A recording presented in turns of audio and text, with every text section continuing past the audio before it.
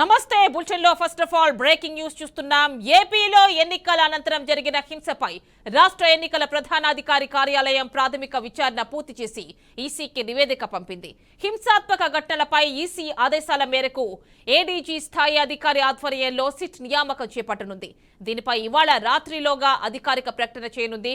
హింసాత్మక ఘటనలపై ఇప్పటికే ప్రాథమిక విచారణ మొదలుపెట్టినట్లు సమాచారం. రేపటిలోగా అంటే పల్నాడు, తాడిపత్రి, ఇటు తిరుపతిలో జరిగిన ప్రతి ఘట్టపైన సిట్ ఈసీకి నివేదిక ఇవ్వనుంది.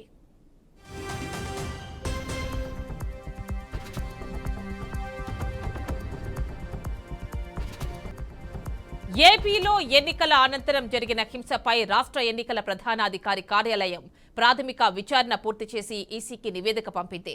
హింసాత్మక ఘటనలపై ఈసీ ఆదేశాల మేరకు ఏడీజీ స్థాయి అధికారి ఆధ్వర్యంలో సిట్ నియామకం చేపట్టనుంది. దీనిపై ఇవాళ రాత్రిలోగా అధికారిక ప్రకటన చేయనుంది. హింసాత్మక ఘటనలపై ఇప్పటికే ప్రాథమిక విచారణ మొదలుపెట్టినట్లు సమాచారం. రేపటిలోగా పల్నాడు, తాడిపత్రి, తిరుపతిలో జరిగిన ప్రతి ఘటనపైన సిట్ ఈసీకి నివేదిక ఇవ్వనుంది.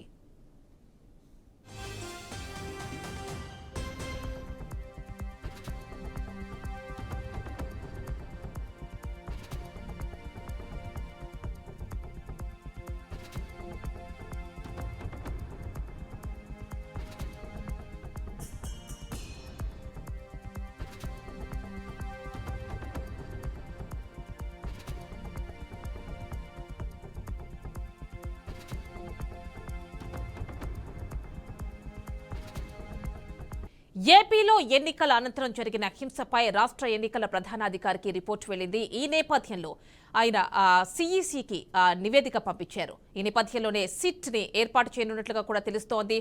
ఫుల్ డీటెయిల్స్ మా కరెస్పాండెంట్ శ్రీనివాస్ అందిస్తారు. శ్రీనివాస్, చెప్పండి.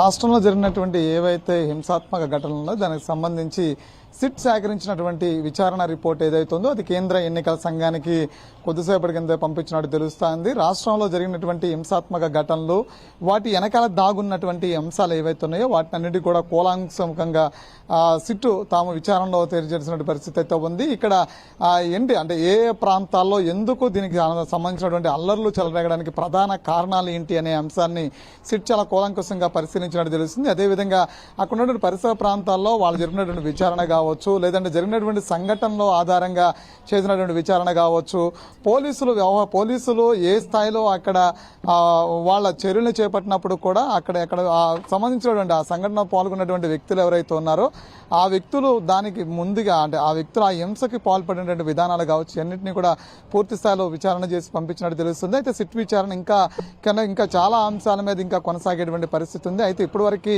జరిగినటువంటి ఏదైతే హింసాత్మక ఘటనలు ఈ అల్లర్లకు సంబంధించినటువంటి అంశాన్ని పంపించినట్టు తెలుస్తుంది. అయితే ఇందులో చాలా విషయాలు దాగున్నాయి. మరో పక్క నుంచి పొలిటికల్ ఇన్వాల్వ్మెంట్ దీనిలో ఎక్కువగా ఉన్నట్టు కూడా తెలుస్తోంది. అయితే పార్టీల పరంగా విడిపోయి దాడులు చేసుకున్న నేపథ్యంలో దీన్ని ఈ పార్టీలకు సంబంధించినటువంటి అంశంగా కానీ చూడకుండా పార్టీల్లో పనిచేసినటువంటి వ్యక్తులు ఉద్దేశపూర్వకంగాన గత అంశాల ఏంటి అనేది కూడా పరిశీలించాల్సిన పరిస్థితి అయితే కనిపిస్తుంది.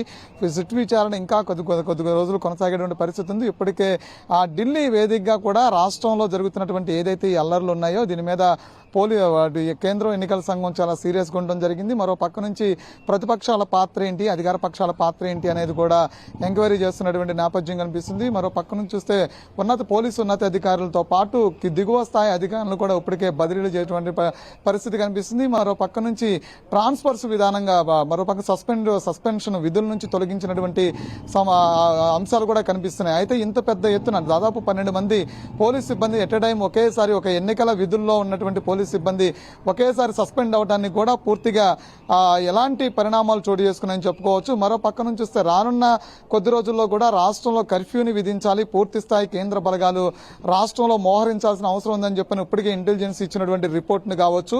ఇవన్నీ ఓవరాల్ గా పూర్తి స్థాయిలో ఏం జరుగుతుంది రాష్ట్రంలో, ఎన్నికల వాతావరణం ఇంత హింసాత్మక ఘటనలు చోటు చేసుకోవడం కారణాలు ఏంటి అనేది పూర్తి స్థాయి నివేదికనైతే తెప్పించుకున్నట్టు తెలుస్తుంది. దీనిలో ఏం దాగుంది ఏంటి అనేది అఫీషియల్ గా తెలియాల్సిన పరిస్థితి కూడా ఉంది.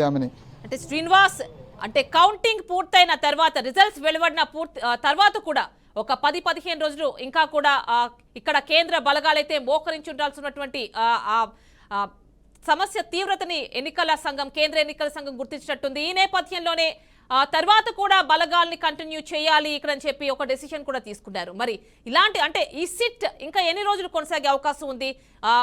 అంటే ఇలాగే బలగాలను అయితే ఏ విధంగా కంటిన్యూ చేస్తున్నారో సిట్ కి సంబంధించి కూడా ఎన్ని రోజులు ఈ విచారణ ఉండే అవకాశం ఉంది? అంటే సిట్ విచారణ మొదలైంది, ఈ రోజు నుంచే మొదలైంది.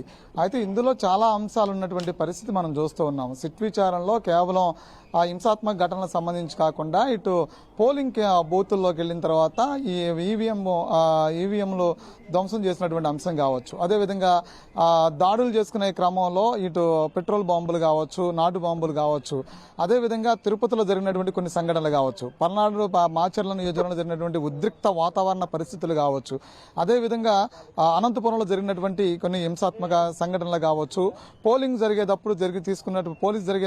జరిగేటప్పుడు అక్కడ ఉభయలు అంటే ఇరు పార్టీలకు సంబంధించినటువంటి నేతలు బాహాబాహి దిగినటువంటి అంశాలు కావచ్చు, వీటన్నింటినీ కూడా పూర్తి స్థాయిలో సిట్ విచారణ కొనసాగాల్సిన పరిస్థితి. అయితే ఇందులో దాదాపుగా చాలా మంది వ్యక్తులు ఇన్వాల్వ్ అయినటువంటి పరిస్థితి కూడా ఉంది. అంటే కేవలం పార్టీలకు సంబంధించినటువంటి వ్యక్తులు చాలా మంది ఇన్వాల్వ్ అయినటువంటి పరిస్థితి ఉంది. అయితే మరో పక్క నుంచి రాజకీయ పక్షాలు దీన్ని స్టాండ్ గా తీసుకోవడమే కాకుండా గవర్నర్ దగ్గర ఫిర్యాదులు చేసినటువంటి పరిస్థితులు కూడా ఉన్నాయి. సో ఇంత పెద్ద హింసకి దావు తీసినటువంటి ప్రధాన మూల కారణాలు ఏంటనేది సిట్ విచారణలో తెలియాల్సిన అవసరం ఉంది. అయితే సిట్ విచారణకు సంబంధించినటువంటి ఏదైతే ప్రాథమికంగా సంబంధించి సేకరించిన దర్యాప్తు ఏదైతే ఉందో ఈ అల్లర్లకి కారణం ఇది అని చెప్పేటువంటి ఒక ప్రాథమిక దర్యాప్తు మాత్రం సిద్ధం చేసినట్లు తెలుస్తుంది. అది కేంద్రానికి పంపించినట్టు. అయితే దీనిలో లోతైనటువంటి విచారణ చేయాల్సిన అవసరం ఉందని చెప్తున్నారు. మరో పక్క నుంచి చూస్తే కనుక ఎన్నికలలో పోలీస్ అబ్జర్వర్ గా వచ్చినటువంటి ఒక వ్యక్తి కీలక బాధ్యుడిగా చూడాలంటూ కూడా ఇప్పటికే వైసీపీ నేతలు చెప్తున్నటువంటి నేపథ్యం కూడా చూస్తున్నాం. Right Srinivas, thank you.